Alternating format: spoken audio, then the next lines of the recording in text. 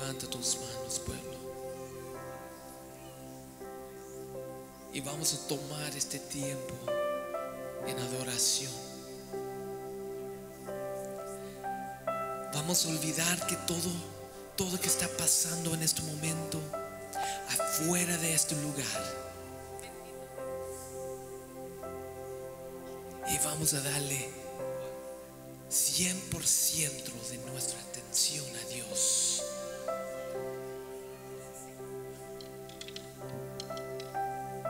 Dios está aquí, hermanos. Su presencia, su Espíritu Santo está aquí en este lugar. Imagínate la presencia de Dios que está aquí.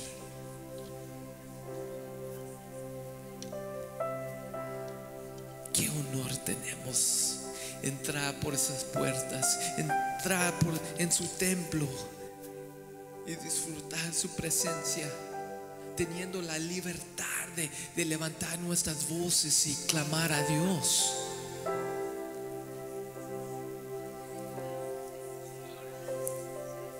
Muchas gracias, Padre. Levanta tus manos, cierra tus ojos.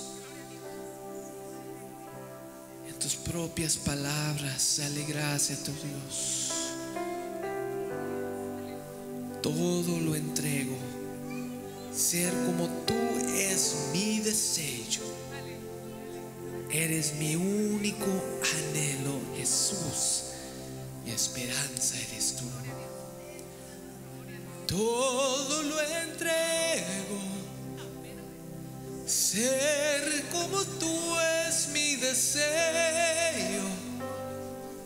Y eres mi único anhelo.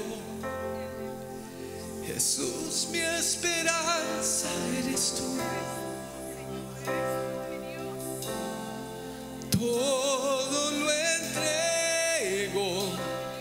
Ser como tú es mi deseo.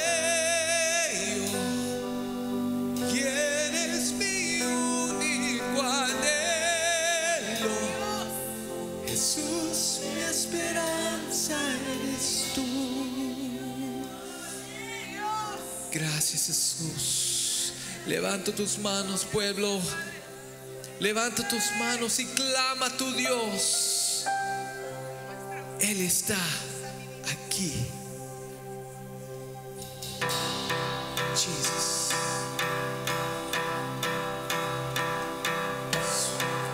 Gracias nos dio. Por mí en la cruz Él sufrió. Mi pecado lavó. Siendo inocente murió. Mi mente no puede entender cuán grande tu amor por mí es. Tu gracia sin fin moriste por mí. Ahora vivo estoy. Todo lo entrego. Ser como tú es mi deseo. Y eres mi único anhelo. Jesús,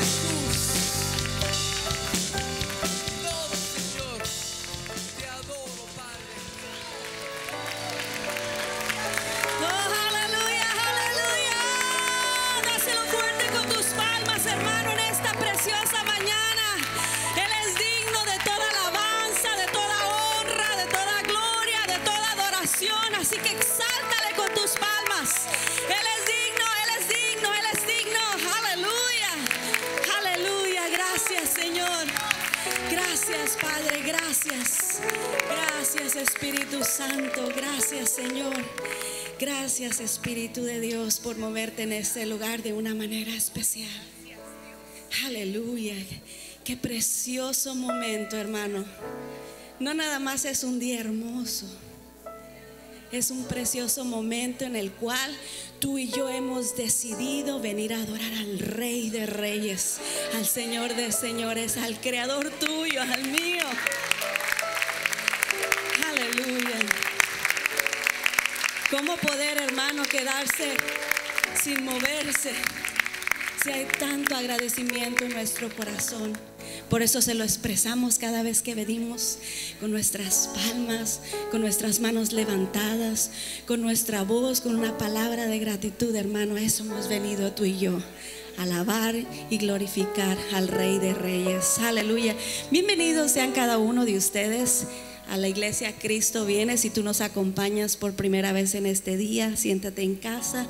Tu iglesia amiga te recibe con los brazos abiertos, y también queremos darle la bienvenida a todos los que nos están sintonizando en este momento a través de Visión Celestial, internet, radio.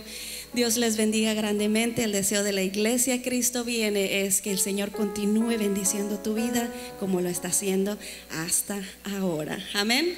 Amén. El tema de este día es un tema un poco, ¿verdad? Que si logramos entenderlo, nos va a ayudar por el resto de nuestros días en la tierra. Creo que es uno de los temas que podría decir yo, después de ser salvo, el más importante para todo creyente. De manera que le pido mucho al Señor que me ayude a comunicarlo en una forma correcta, y que usted sea, el Espíritu Santo lo produzca en usted sensibilidad de tal manera que lo abrace y lo comprenda, porque es necesario así no cometer los errores que se cometen muy a menudo entre el pueblo creyente. Primera y segunda de Tesalonicenses. ¿Cuántos dicen amén? Muy bien, los que dijeron amén tienen que estudiarlo, ¿sí? Mateo capítulo 23, verso 1, 2 y 3. Vamos a iniciar con este capítulo, o con esta porción del capítulo de las expresiones de nuestro Señor Jesucristo. Entonces habló Jesús a la gente y a sus discípulos, diciendo: en la cátedra de Moisés se sientan los escribas y los fariseos. Entendamos que los escribas eran los doctores de la ley, los intérpretes de las Sagradas Escrituras, los que estudiaban cualquier expresión, cualquier coma, tilde, como dice por ahí, ¿verdad?, la escritura. Estudiaban en una forma detallada, con mucho, vamos a decir, esfuerzo, el encontrar el significado, la interpretación de lo que Dios estaba tratando de revelar. De manera que eran, para hablarlo en palabras muy simples, eran los que conocían la Biblia, los intérpretes de la ley, que se traduce a nuestros tiempos los abogados, ¿sí? Y los fariseos eran los predicadores, eran los vamos a decir, los ministros, los que expresaban la palabra de Dios al pueblo, los que les enseñaban cómo ponerla en práctica. De manera que estamos hablando, como decía en mi tierra, de la crema y de la nata, ¿verdad? Estamos hablando de lo máximo en el mundo espiritual. Dice el Señor: en la cátedra de Moisés. Cátedra tiene que ver con el estudio, la academia, tiene que ver con la enseñanza, la interpretación, que también en una forma se traduce el trono, donde se lanza o se manda o se expresa la ley. Y dice: en la cátedra de Moisés se sientan los escribas y los fariseos. Así que todo lo que os digan que guardéis, guardadlo y hacedlo, mas no hagáis conforme a sus obras, porque dicen y no hacen. Eran unos conocedores que nosotros no les llegamos realmente. Si usted estudia un poco de la situación de los tiempos de ellos a los nuestros, nosotros estamos muy por debajo del conocimiento del estudio bíblico que tenían ellos. Eran hombres que conocían la Biblia, el Antiguo Testamento, la ley, los 5 libros de la ley. Estos hombres se los conocían de memoria, los podían citar en cualquier momento. Tenían un conocimiento muy amplio de las Escrituras. Estamos hablando de las personas que eran los ministros, eran los teólogos, escatólogos en las Sagradas Escrituras.